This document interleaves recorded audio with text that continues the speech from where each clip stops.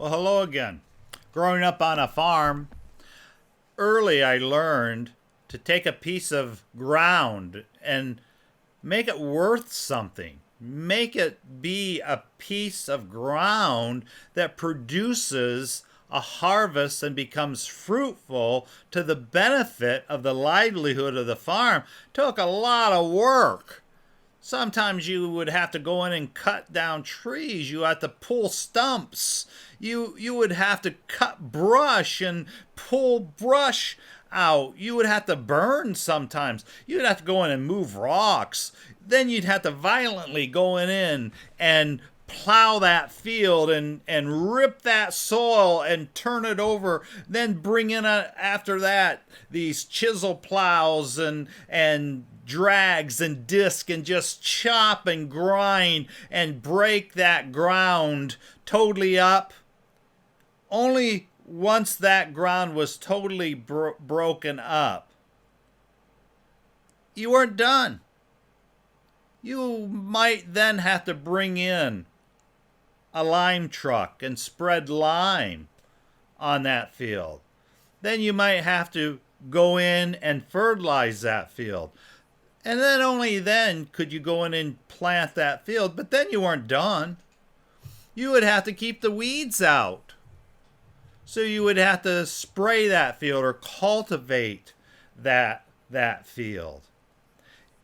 If then you had the sunshine and the hopefully right amount of moisture during the growing season, ultimately then you would reap a harvest. And being a farmer, I mean, we wanted to reap a huge harvest so that we could feed the cattle could produce good milk, we could make a living.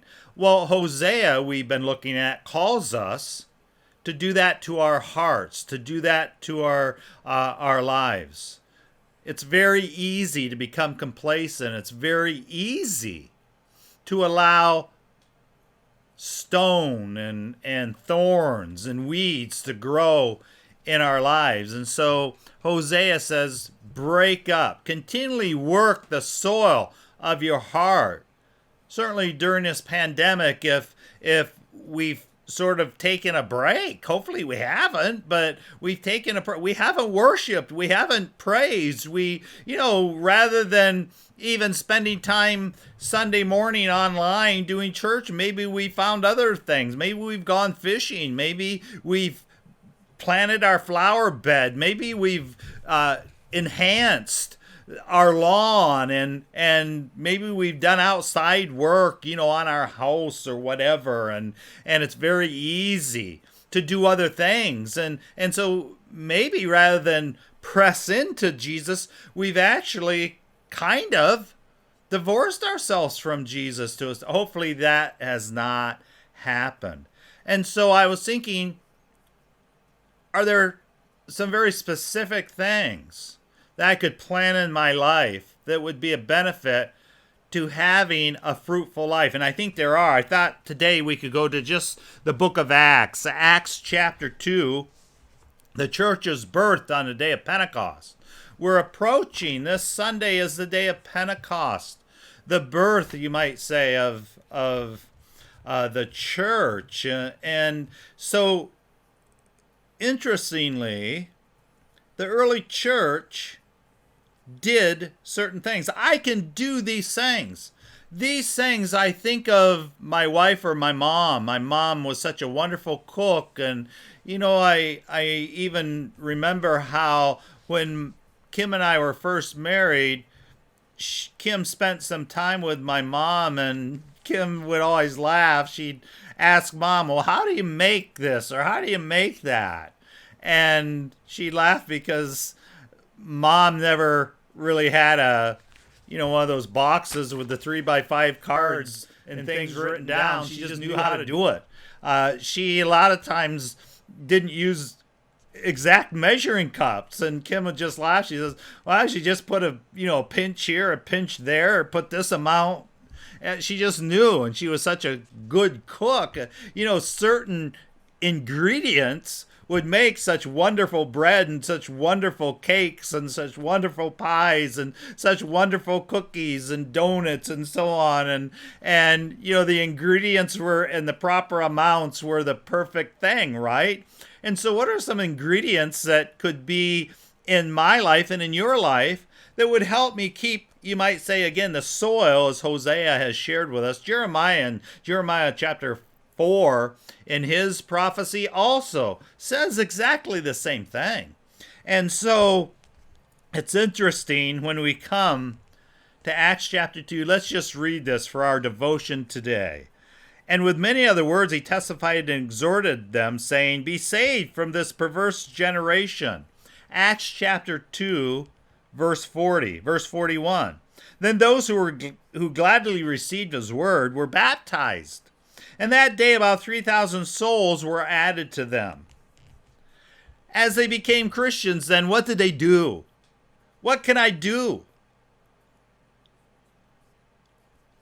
I can do this almost continually. What are some simple things I could do that would keep me in the place I need to be, that would continue to work the soil of my heart in such a way that I would be fruitful? Look at what these individuals did. And they continued steadfastly. See, that's the key that sometimes we don't think about. I can't become complacent. I can't stop doing certain things. Because I've been a Christian for 50 years. There are basic things I need to continually do. I need to every year, sometimes multiple times during the year, I need to take care of those fields that I have on the farm. During the year, I have to take care of them in certain ways that are different. In the spring, fertilize and prepare, maybe till it somehow, plow it, drag it, prepare it, fertilize it. Maybe later on, use spray or cultivate, get the weeds out, and so on. In the winter, there's certain things I need to do to keep those fields at their optimum level so that they produce a good harvest. And so it's a continual thing. I can't stop doing these things. Look at what they did. They continued steadfastly, and steadfastly is, there's a commitment there, isn't there? I am going to do these things. Another word might be religiously. They're going to get done. All right? I'm not going to do them. They continued in the apostles' doctrine.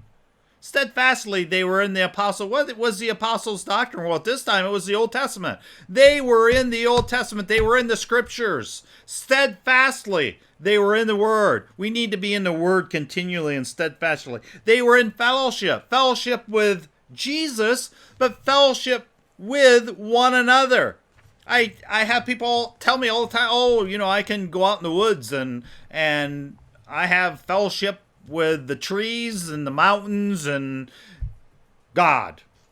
Well, we need each other and fellowship, that koinonia, that communion that we have one with another. Iron sharpens iron, the writer of the Proverbs says. And so we're together, we're in fellowship. In breaking of bread, I think a couple different ways. The Eucharist, the communion, the sacrament of communion, remembering and thanking God for Jesus for what he did for us. And also, I think it's great that the early church, they actually had agape meals.